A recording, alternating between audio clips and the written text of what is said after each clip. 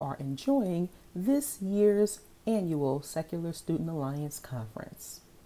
We are a proud partner with this organization, and our work in amplifying the voices for and providing community for Black atheists and religion doubters does include secular students.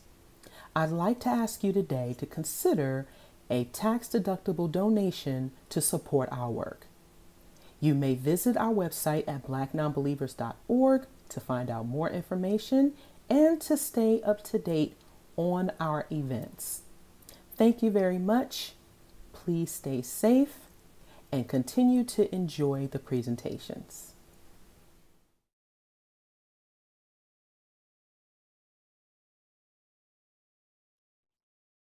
Hi, I'm Sikivu Hutchinson, author of Humanists in the Hood, Unapologetically Black, Feminist, and Heretical, which was published by Pitchstone Publishing in April and edited by Dr. Anthony Penn.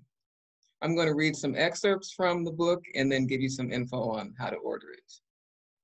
Humanists in the Hood. Very early on, I was a humanist and a feminist without necessarily having the language to break it down that way.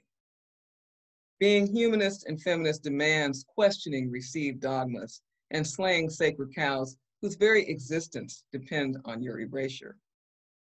To subscribe to a human-centered notion of morality, ethics, and justice as a Black woman is an outlier position that carries social, political, and professional risks. For years, the rap on feminism among most Black folks was that it was a white woman's thing.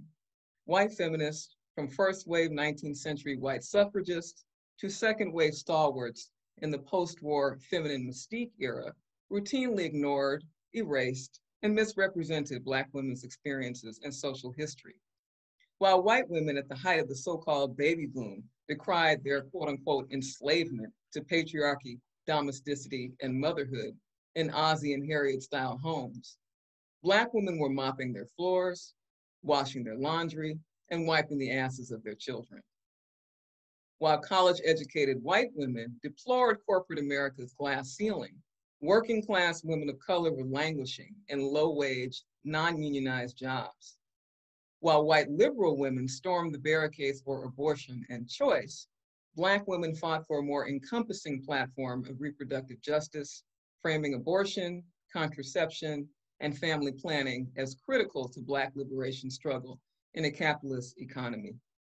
And while professional white women saw their careers boosted under Clinton administration affirmative action policies, Black women and Latinx women were routinely demonized by right-wing media for quote unquote mooching off of government handouts. Indeed, the fractured relationship between Black and white feminists has always shaped the women's movement in the United States, often obscuring the movement's value to communities of color. Long-standing racial schisms over white female privilege, white women's racism, and middle-class respectability continue to inform Black women's experiences in the women's movement. In an interview in the 2018 book, How We Get Free, Black Feminism and the Combahee River Collective co-founder Barbara Smith reflects on how she began to come into a feminist awakening during the late 60s. Disconnected from white women's experiences, she initially wondered, what did they have to complain about? They have been terrorizing us in their homes and in their kitchens for centuries now. They are responsible for the pandemic of lynchings. Like many Black women who later embraced feminism, Smith initially viewed it as irrelevant to Black women's lives. Her view shifted as she became more conscious of the toll sexist, racist, heterosexist oppression took on Black women's access to jobs, housing, reproductive health care, and basic human and civil rights. In 1977, the Combahee River Collective confronted these issues head-on with their landmark statement outlining Black feminist principles and priorities. Challenging the vacuum that existed in the white-dominated women's movement, Smith and fellow Black lesbian activists Beverly Smith and Gloria Hull crafted a Black feminist manifesto critiquing white feminist racism and Black patriarchy. The statement advocated a radical socialist restructuring of the US. Sound familiar, millennials and Gen Zs? Which was designed to redress the racial segregation and wealth disparities that all but enshrined Black poverty. Articulating an intersectional vision, which shaped Kimberly Crenshaw's coinage of the term, Kamhi foreshadowed the visionary Black feminist criticism of writers like Michelle Wallace, Angela Davis, Bell Hooks, Patricia Hill Collins, and Barbara Christian. And if you're not familiar with these authors, I strongly suggest that you run out right now, finish listening to my excerpts, but run out after this reading and buy their books and get knowledge dropped on you. It also complemented the work of womanist humanist author Alice Walker, who has consistently challenged organized religion and gender orthodoxies in her novels and critical theory. Walker's coinage of the term womanism was a strategic counter to the Eurocentric orientation of mainstream American feminism. And in her anthology, In Search of Our Mother's Gardens, she defines a womanist as, quote, a Black feminist or feminist of color who appreciates and prefers women's culture, emotional flexibility, and strength, who is committed to survival and wholeness of entire people, male, female, and all genders.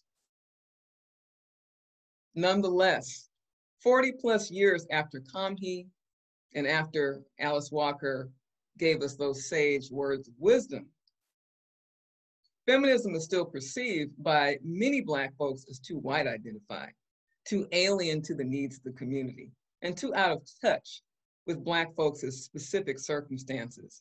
Indeed, it is still common for Black folks to dismiss gender justice resistance, like #MeToo, reproductive rights, and LGBTQI equity movements as subsidiary or even irrelevant to the quote unquote more urgent program of ending police brutality and mass incarceration. As filmmaker and activist and my friend and colleague, Aisha Shahida Simmons once noted, we cannot wait until the police and white citizens stop killing Black people before we address child sexual abuse, adult rape, and ableism in our communities. And this seemingly simple yet powerful statement vividly characterizes the divide in thinking that separates quote unquote single variable organizing from intersectional organizing. Imagine someone approaches you and says, you will have to choose to be exclusively Black rather than female, pansexual, or any other identity that defines you. Making that choice will determine if you're able to eat dinner for the week. And the patent absurdity of having to make such a choice while excluding one's other's identities is at the heart of single variable politics, which reduces complex social movements, identities, and experiences down to what the dominant culture deems to be the privileged identity at the moment. For generations, the modern civil rights movement suffered from the single variable plague as Black women's resistance to sexual violence, domestic violence, and wage theft was marginalized in order to promote the falsehood that charismatic Black male leaders spearheaded the movement struggle. At the same time, faced with a bleak economic landscape in which Black women's wages are stagnant and Black wealth continues to plummet, many Black women believe movement feminism has indeed failed to provide a consistent platform for progressive social change. The white middle class race divide that continues to dog movement feminism is a deal breaker. In a 2014 Feminist Wire interview I conducted with Los Angeles writer and activist Tandi Shimaringa, she noted that there is also a disconnect with feminism due to class differences. Much of feminism appears to be an intellectual undertaking, that is, essays, books, and lectures, instead of on-the-ground engagement. Many young Black women and women of color come into contact with feminism through higher education, which is a marker of privilege and class mobility. Many young low-income Black women who disdain feminism are not represented in these centers of higher learning, in addition to the fact that they have a reference for feminism that comes from popular culture, Beyonce, etc., which has no interest whatsoever in empowering young women of color or the communities they come from. Echoing the sentiment, Bridget Bria Crutchfield, shout out to Bria, my friend and colleague, of the Black Nonbelievers of Detroit, founded by Mandisa Thomas. Also, shout out to Mandisa, friend and comrade we go to the wall with. Bria noted that, I recall hearing conversations from Black women who spoke of feminism in a manner that was disconcerting. These women were married and religious. Those conversations proved confusing as these women benefited from the work of feminists. Only a few of these women were truly submissive to their spouse. It wasn't until I grew older that I looked at feminism on a macroscopic level and was disappointed by the cold and bold betrayal of white feminism. Note to Karens and Miss Anns. Miss Ann, for those of you who are unaware, was a term that preceded the Karen coinage by many decades and generations. White women's blatant disregard for their so-called sisters was not and is not lost upon us. We're family when these white feminists tap us for our labor and are relegated to the basement when they have no use for us. Several white women in my life were shown the door when such realizations dropped into my head. And yet feminism, returning to Humanist in the Hood, as a term, has become a hot countercultural commodity on blogs and social media, as well as in advertising and again, in celebrity branding. This disconnect is also prevalent in the secular world when it comes to identification with atheism and humanism among people of color. Although surveys suggest that the number of non-religiously identified African Americans is rising, the share who openly identify as humanists or atheists is still comparatively small. For the layperson, understanding atheism seems easy enough. It's straight up heathenism, the final countdown, the dance with Satan and Beelzebub, and any other force that embodies destruction, apocalypse, and moral rot. But what at the end of the day is humanism? How might it be an important and necessary transition for women of color and communities of color? And what are the implications of a humanistic worldview in a nation where Black women's bodies have never been considered to be human, have always been constructed as hypersexual, unrapeable, heathen Jezebels, the fallen women to the hierarchy of white women's purity, fragility, innocence, and civilized status? What are the implications of a Black feminist humanism when women's centuries-long fight for bodily autonomy continues to be challenged by white supremacist, Christian, fascist, heterosexist patriarchy on the one hand, and Black heterosexist patriarchy on the other?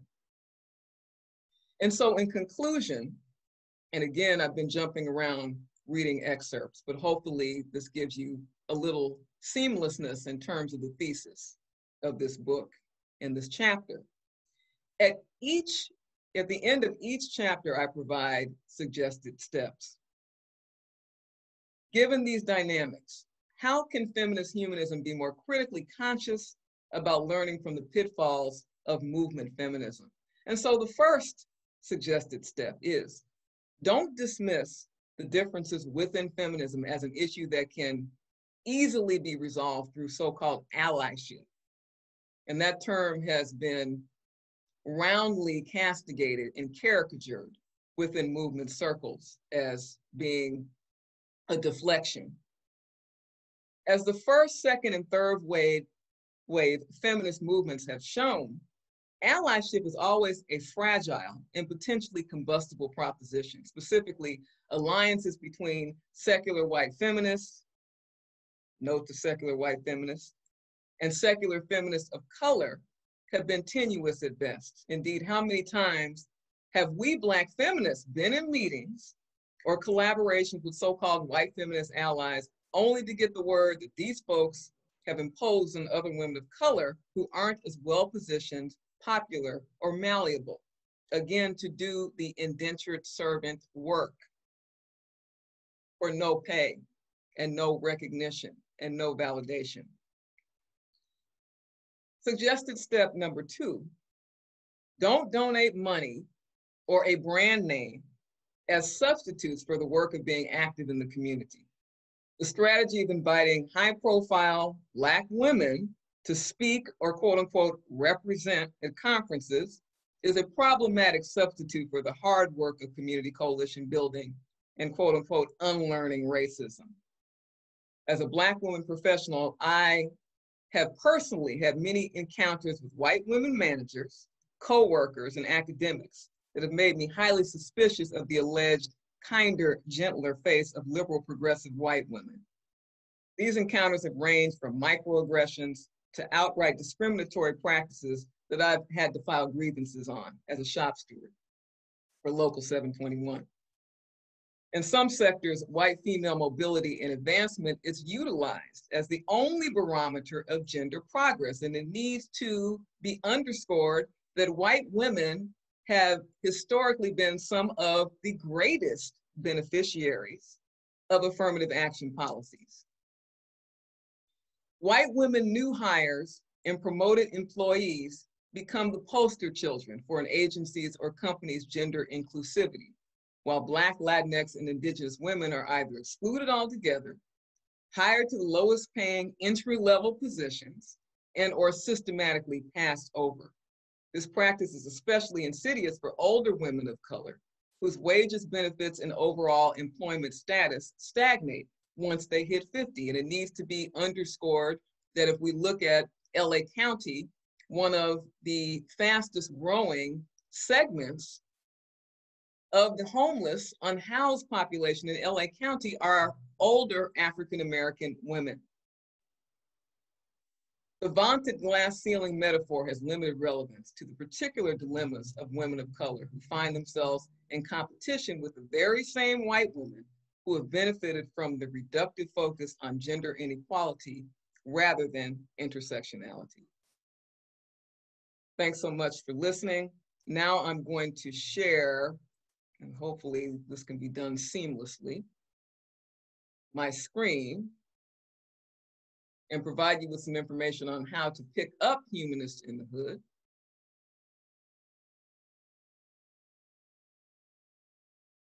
Here we go. Here's information on how to snag your copy of Humanists in the Hood. Our preference is that you purchase it at indiebound.org and not fill the utterly and egregiously greedy coffers of Jeff Bezos through Amazon, but that is another way that you can get Humanists in the Hood, and you can also pick it up at my website, www.sikivuhutchinson.com. We also have the audiobook, which is coming out in a few weeks and was narrated by the immensely talented multi-hyphenate and local LA artist and all-around visionary Ella Turin.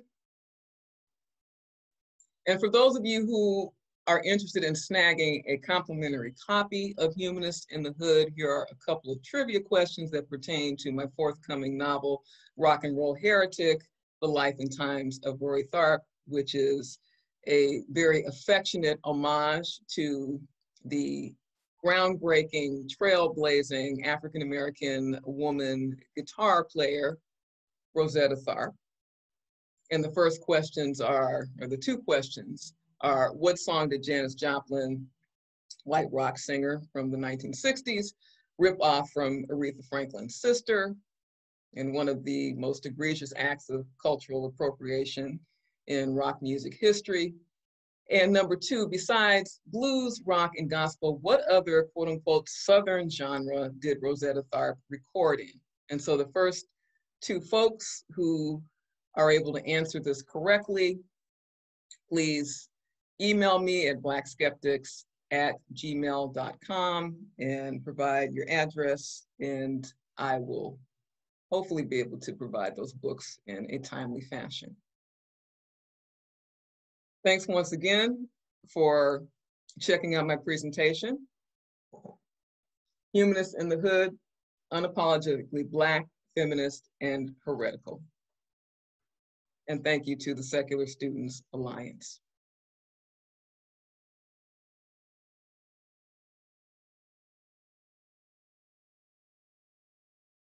This year, the Secular Student Alliance is once again offering over a dozen scholarships to high school and college students in the United States who are members of the Secular Student Alliance. These scholarships honor the hard work our students do as secular activists, while continuing to perform with excellence in their academic pursuits. If you are a secular student enrolled in high school or college and have done or plan to engage in some form of secular activism, you may receive between $1,000 and $3,000 to support yourself as you continue your education. This year, we've expanded our scholarship offerings.